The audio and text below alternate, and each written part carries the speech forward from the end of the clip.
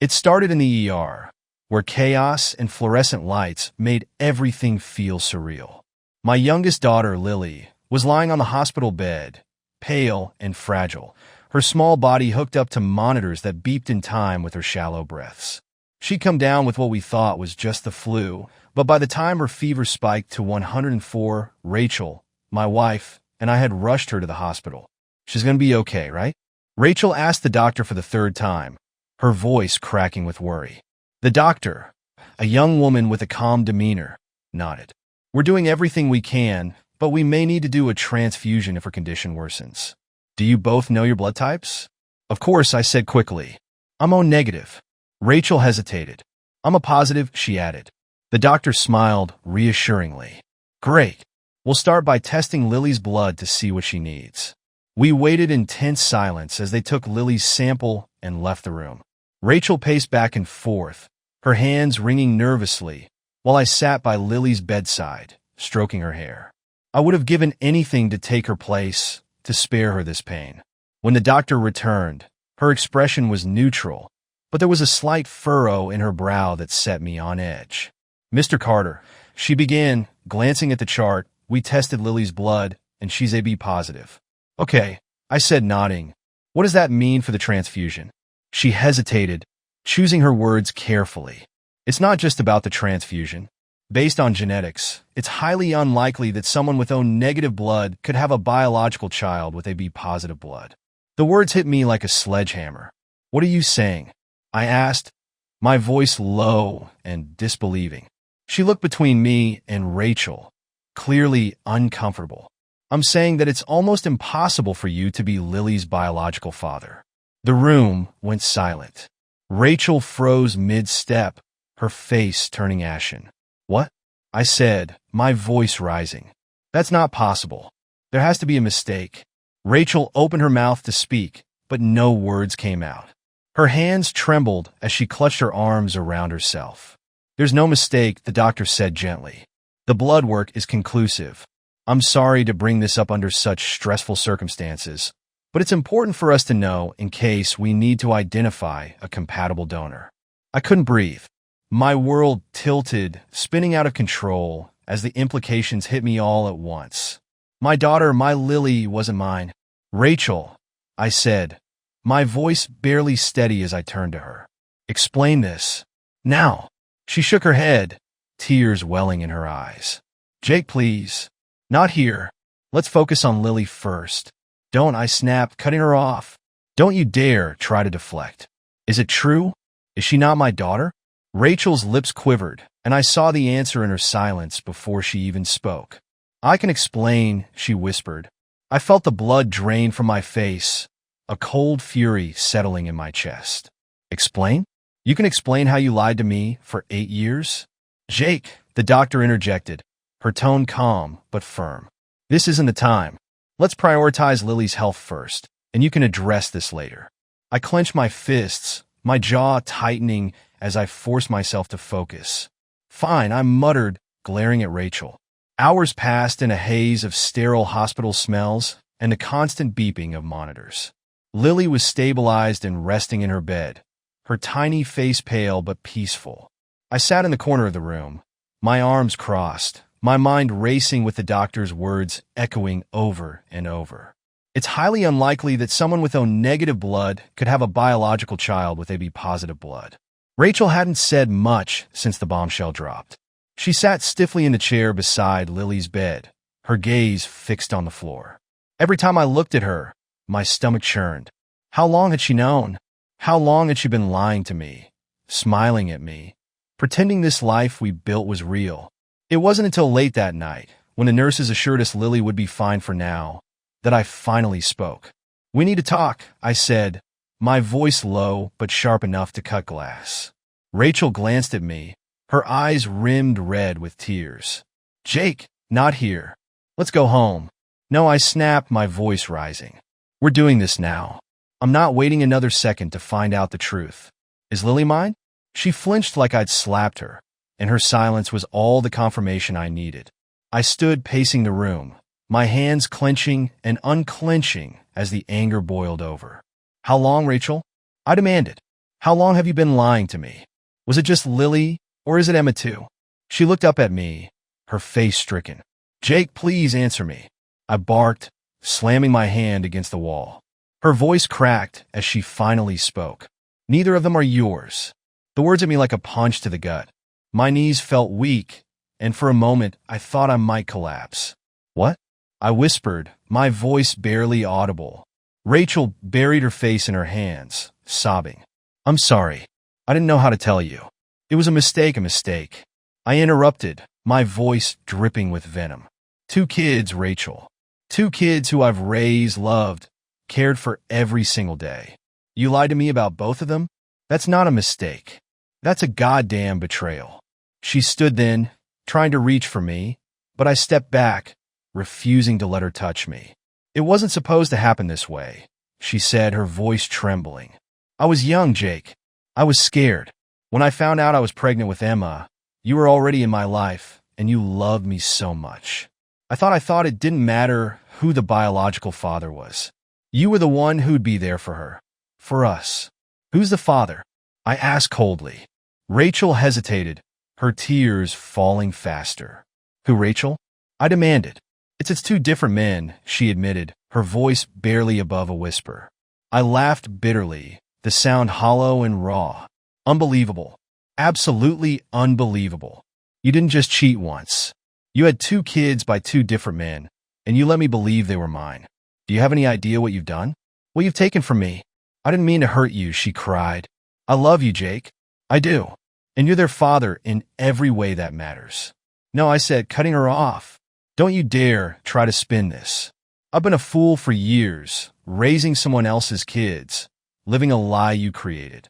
And now you're telling me I should just accept it?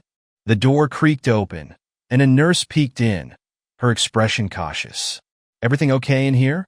I forced myself to calm down, my fists still clenched at my sides. We're fine, I said through gritted teeth. The nurse hesitated before nodding and closing the door behind her. Rachel took a step toward me, her hands outstretched in a pleading gesture. Jake, please. I know you're angry. I interrupted, laughing bitterly again. I'm beyond angry, Rachel. I'm done. This marriage, this life we built, it's over. Her face crumpled, and she sank to the floor, sobbing into her hands. Please don't do this, she begged. They need you, Jake. The girls love you. I shook my head, the cold fury settling deep in my chest.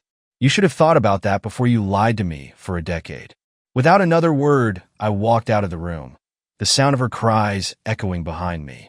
I left the hospital that night, my mind a swirling storm of anger and heartbreak. The image of Rachel, sobbing on the floor, clawed at the edges of my thoughts, but I shoved it aside. I couldn't let her tears sway me. I needed space, time to think. So, I drove to my parents' house.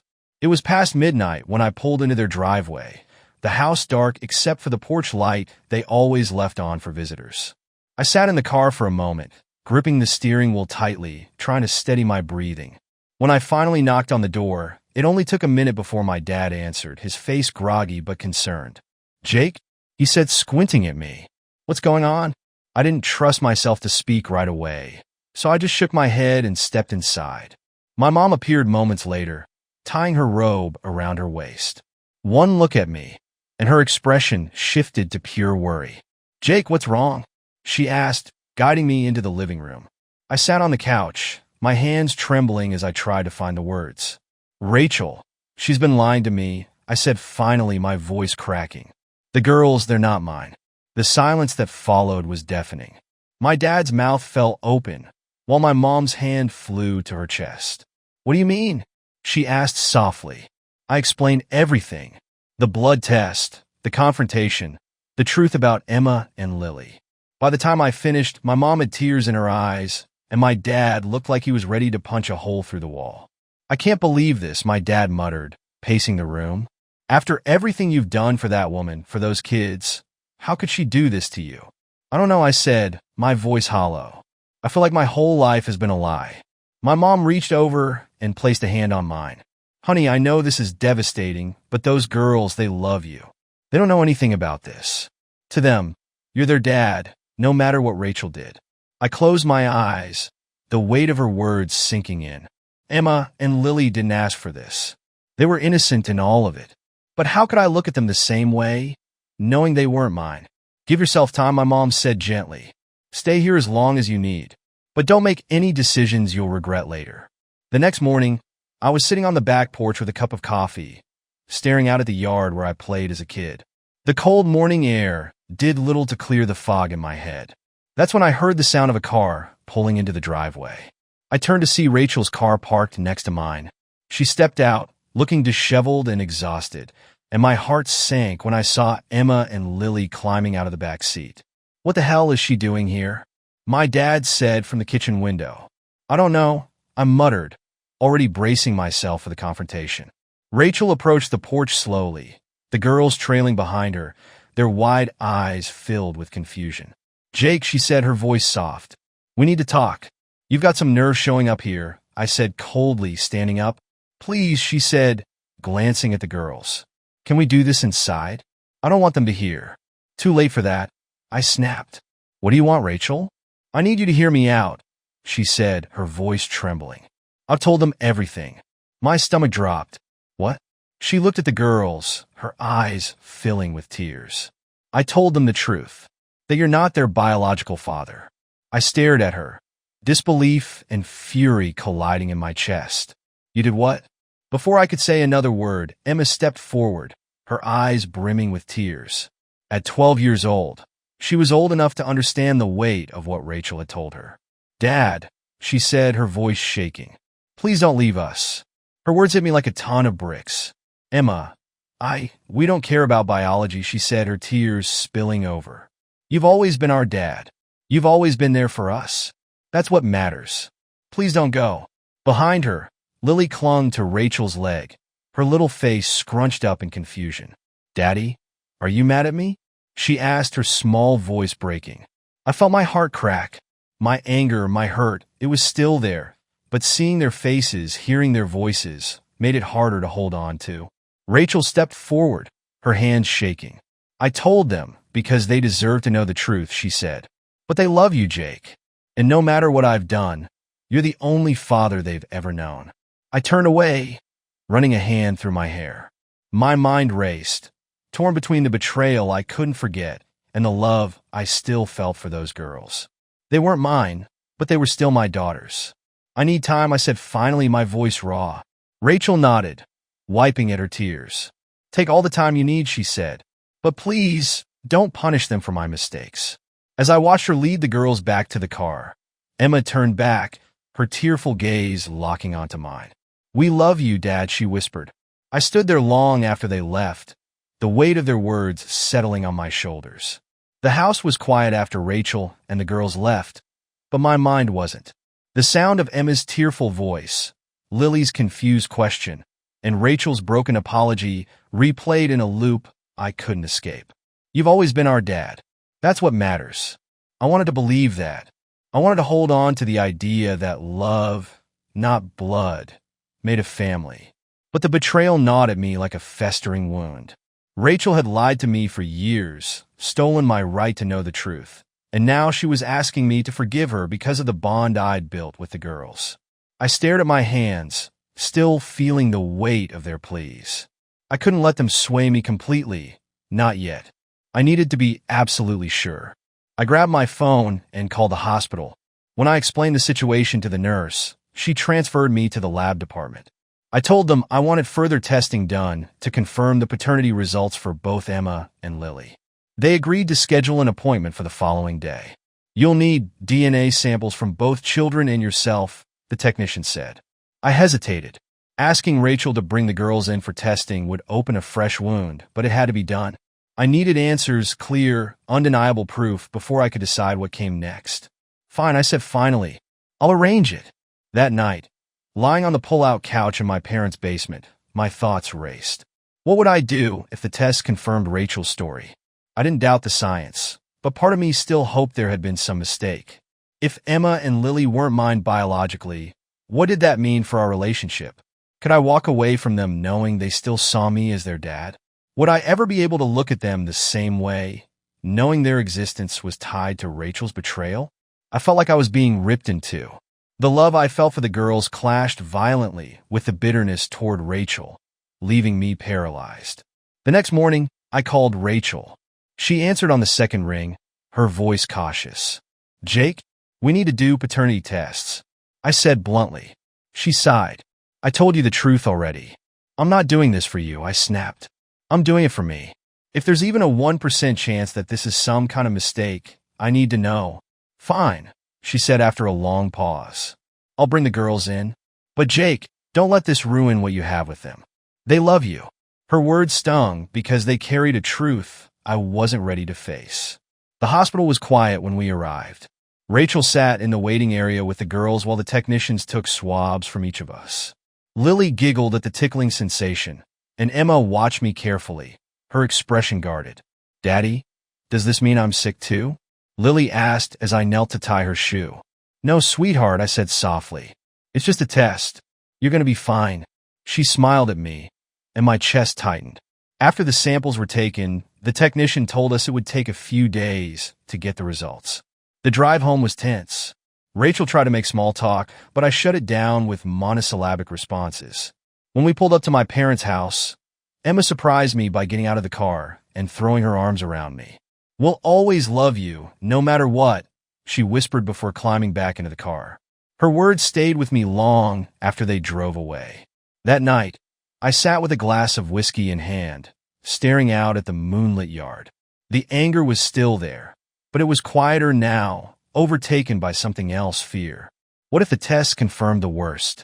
Could I forgive Rachel, even if only for the sake of the girls? Or would staying in their lives mean living with the constant reminder of her betrayal? I didn't have the answers, but one thing was clear: the results of those tests would determine everything. The 3-day wait for the test results was unbearable. Every hour felt like an eternity, each passing minute filled with the same tormenting questions. What if the tests confirm it? What if they don't? What happens next? I stayed at my parents' house, tried to distract myself with anything, helping Dad fix the old shed, watching late-night TV with Mom, but nothing worked. My thoughts always returned to Rachel and the girls. Emma's words haunted me.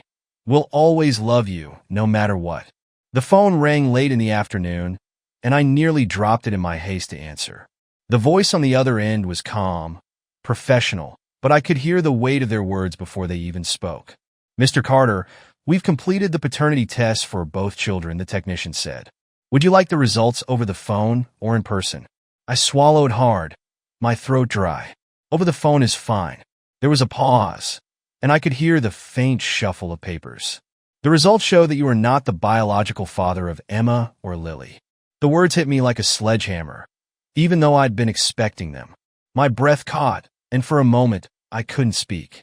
"Thank you," I managed to say before hanging up. I sat on the back porch, the phone still in my hand, staring out at the yard without really seeing it. It was over. The test confirmed what Rachel had said. The girls I'd raised, the ones I'd loved with every fiber of my being, weren't mine. Mom stepped out onto the porch, her face etched with concern. "Jake?" I handed her the phone, unable to speak. She looked at me, her eyes soft with sympathy. "Honey, I know this hurts, but they're not mine," I said flatly, cutting her off. She sighed, sitting down beside me. "Biology doesn't change how much you love them, Jake. And it doesn't change how much they love you." I shook my head, the anger bubbling back to the surface. "It changes everything. Rachel lied to me, Mom, for years. She let me believe they were mine while she kept the truth buried. She made a terrible mistake," Mom admitted. "But the girls are innocent in all of this. Don't punish them for something they didn't do." That evening, I drove to Rachel's house. I hadn't told her I was coming, and when she opened the door, the surprise on her face was obvious. "Jake," she said softly, stepping aside to let me in. Emma and Lily were sitting on the couch, watching TV. When they saw me, their faces lit up, and they ran to hug me. "Daddy," Lily cried, clinging to my leg. I knelt down, holding both of them tightly, my heart breaking all over again. They weren't mine, but in this moment it didn't matter. "Can you girls give me and Mommy a minute to talk?" I asked gently. They nodded and went upstairs, leaving me alone with Rachel. "Why did you do it?" I asked, my voice low but firm. Rachel stood across the room, wringing her hands. Jake, I've told you. I was scared. I was young, and you were everything I wanted in a partner. I didn't think you'd stay if you knew the truth. I laughed bitterly, shaking my head. You think this is about me staying? This is about you taking away my choice. You let me build a life on a foundation of lies. I know, she whispered, tears streaming down her face. And I hate myself for it. But Jake, you're the only father those girls have ever known. They love you. They need you. I stared at her, the weight of her words pressing down on me. She was right. Emma and Lily needed me. But could I stay in their lives without being consumed by resentment? After a long silence, I sighed and ran a hand through my hair. I don't know if I can forgive you, Rachel. Not now, maybe not ever. But the girls, they're innocent in all of this. I'm not going to abandon them because of what you did. Her face crumpled, and she nodded. Thank you, she whispered. This doesn't mean we're okay. I added sharply. You and I are done, Rachel. But I'll always be there for Emma and Lily. They deserve that much. In the days that followed, I met with my lawyer to begin divorce proceedings. I made it clear that I wanted shared custody of the girls, and surprisingly, Rachel didn't fight me on it. It wasn't easy. Every time I saw the girls, the pain of Rachel's betrayal resurfaced, but their laughter, their smiles, reminded me of why I was still fighting for them. They weren't my biological children, but they were still my daughters. Life doesn't always give you the answers you want, but sometimes it gives you the strength to face the truth. Rachel's lies broke me, but they couldn't take away the bond one had with Emma and Lily. They were my family no matter what, and that was a truth no test could ever change.